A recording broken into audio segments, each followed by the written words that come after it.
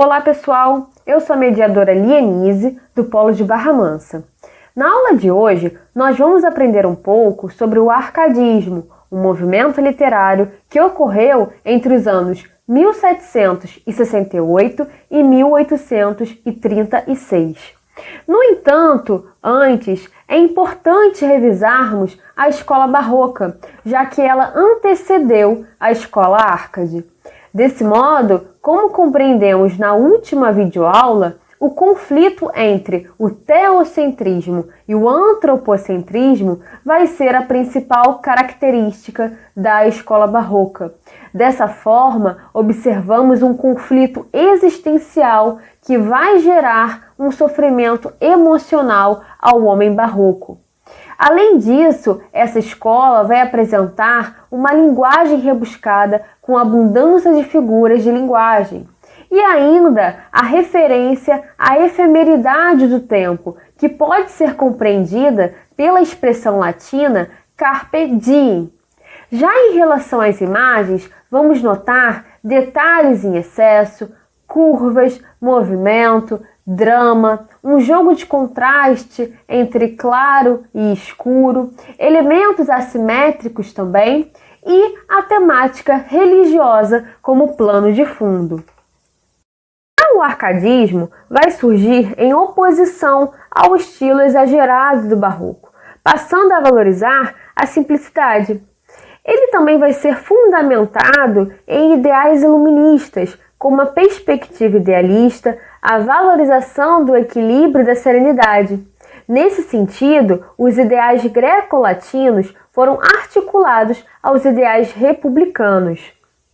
Aqui no Brasil, como contexto histórico, uma série de mudanças na nossa sociedade estava acontecendo, como a Inconfidência Mineira e a difusão e a adesão aos ideais republicanos e liberais, oriundos da corrente filosófica do Iluminismo. Percebam aí, pessoal, a importância da história para os estudos literários.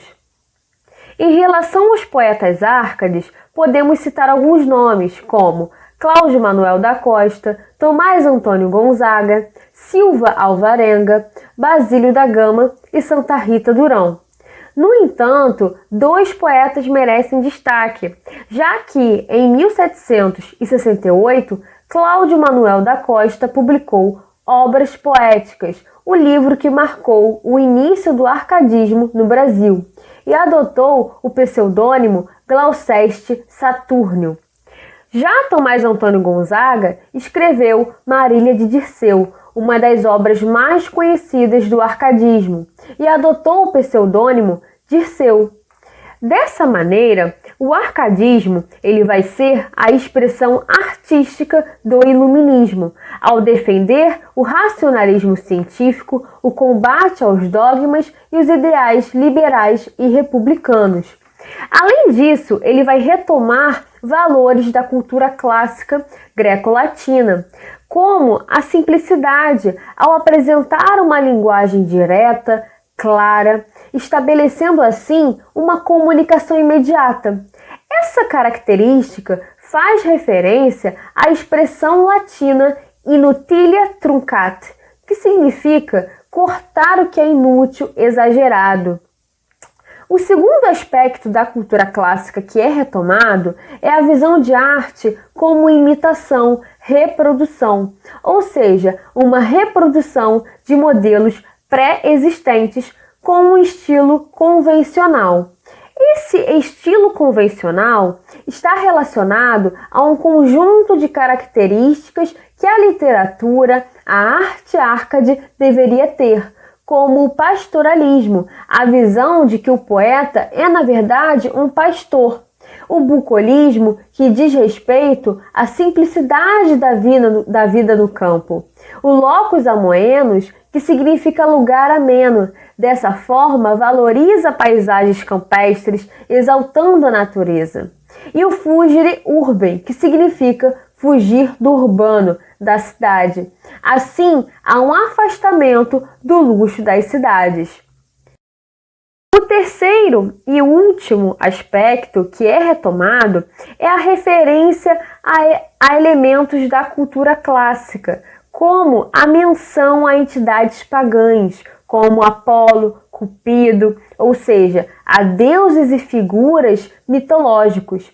Também a necessidade de viver intensamente a vida, a efemeridade do tempo, que faz referência à expressão latina carpe diem, que significa aproveitar o dia, presente tanto no barroco quanto no arcadismo. Nesse sentido, pessoal, ao retomar valores da cultura clássica, o arcadismo também pode ser chamado de neoclassicismo.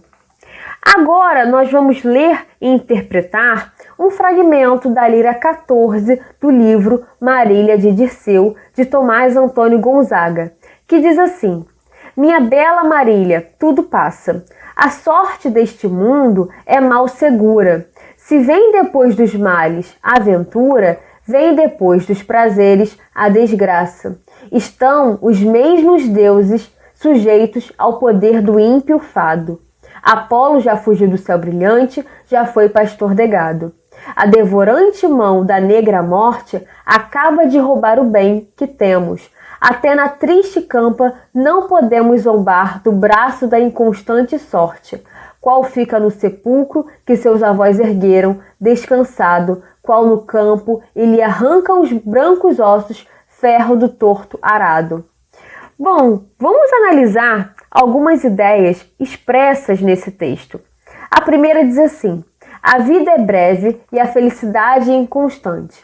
Bom, conseguimos identificar essa ideia nos seguintes versos. Minha bela Marília, tudo passa. A sorte deste mundo é mal segura. A segunda diz: os prazeres da vida são sempre seguidos da desventura. Essa ideia conseguimos identificar nos versos: se vem depois dos males a ventura, vem depois dos prazeres a desgraça. A terceira diz: os homens e os deuses estão sujeitos às mesmas leis. Também conseguimos identificar essa ideia nos versos: estão os mesmos deuses sujeitos ao poder do ímpio fado. Apolo já fugiu do céu brilhante, já foi pastor de gado. A quarta e última diz: o destino determina a existência humana. Essa ideia também está presente no verso sujeitos ao poder do ímpio fado, lembrando que fado é sinônimo de destino. Vamos saber um pouco agora da história e das obras de alguns poetas, como Cláudio Manuel da Costa, que, como vimos no início da videoaula, em 1768 ele publicou Obras Poéticas, o livro que marcou o início do arcadismo no Brasil, e adotou o pseudônimo Gloucester Saturnio. Vamos ler um poema desse autor. Já me enfado de ouvir este alarido, com quem se engana o mundo em seu cuidado. Quero ver entre as peles e o cajado se melhora a fortuna de partido.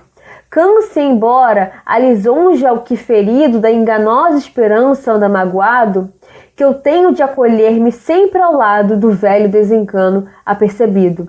Aquele adore as roupas de alto preço, um siga a ostentação, outro a vaidade. Todos se enganam com igual excesso. Eu não chamo a isto já felicidade. Ao campo me recolho e reconheço que não há maior bem que a soledade. Percebam a presença do estilo convencional Arcade, como o pastoralismo, quando faz referência ao cajado, a uma ferramenta de um pastor. Do Fugere Urbem, do Locus Amoenos, do bucolismo também, já que o poeta critica a vida na cidade quando fala sobre as roupas de alto preço, da vaidade, dos luxos urbanos, e em contrapartida exalta a vida no campo, reconhecendo ali o seu lar, o seu lugar de paz. Um outro poeta Arcade foi José Basílio da Gama, que nasceu em Minas Gerais e faleceu em Lisboa.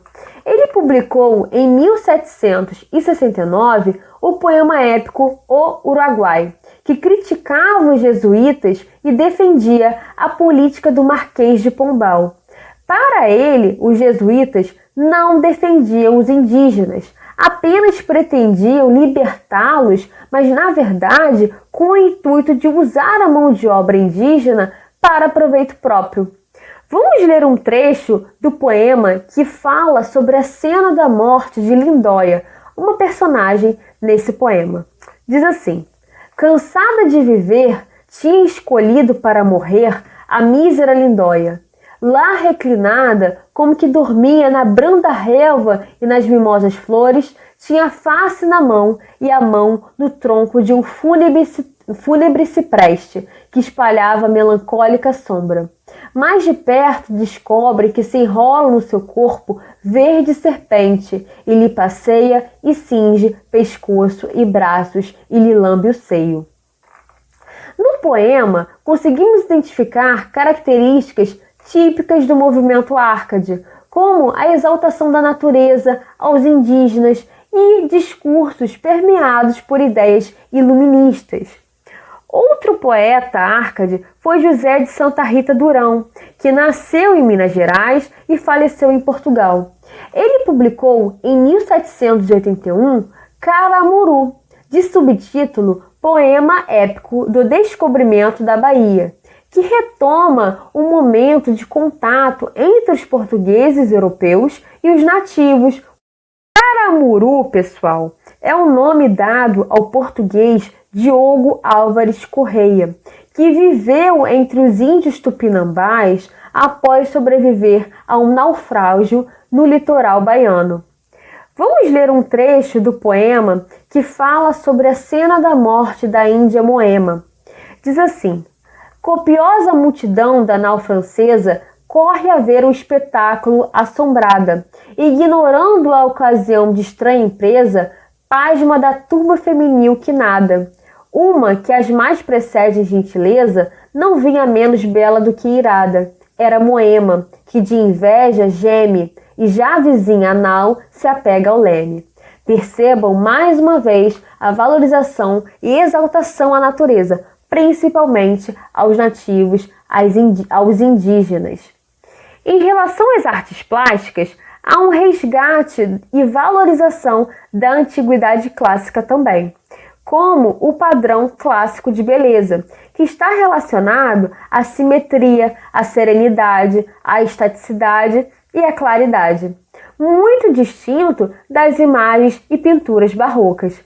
Além disso, há também a presença de temáticas sobre paisagens históricas e deuses mitológicos, como nessa primeira pintura de Jacques Louis David, que celebra Roma Antiga. A República Romana estava em guerra e a disputa deveria ser resolvida por um combate entre 3 irmãos romanos, os Horácios, e 3 irmãos inimigos, os Curiáceos. Observem, além disso, que todos os contornos são nítidos e bem definidos, as cores são brilhantes e claras, até mesmo as sombras, que não parecem ser ambíguas. E ainda um número de elementos, como 3 colunas, 3 homens, um homem no meio, 3 mulheres e crianças. Dessa forma, é perceptível esse padrão clássico de beleza. Nessa segunda pintura, de Nicolas Lancret, percebam a valorização do contato com a natureza, sendo um símbolo de felicidade e de harmonia, com cenários de paisagens campestres e bucólicas, contrastando com o avanço industrial e a realidade social daquela época, daquele momento. Aqui no Brasil, nós temos também algumas arquiteturas neoclássicas, como o Palácio Imperial em Petrópolis, que começou a ser construído em 1845 e foi concluído em 1862 por uma grande leva de imigrantes, cujo projeto original foi elaborado por Julius Frederick, só que após o seu falecimento foi modificado por Cristoforo Bonini. O lugar era um antigo palácio de verão do imperador Dom Pedro II, que se apaixonou pelo clima ameno da região serrana. Analisando a estrutura, observamos como a natureza é valorizada, entendida como parte da ornamentação, da decoração. A simetria e os tons claros também. Temos ainda o Museu Nacional. Na verdade, é o Palácio de São Cristóvão, na Quinta da Boa Vista, onde funcionava o Museu Nacional, que está vinculado à Universidade Federal do Rio de Janeiro e era um dos maiores museus de História Natural e de Antropologia das Américas, mas que, infelizmente, em setembro de 2018, foi atingido por um incêndio.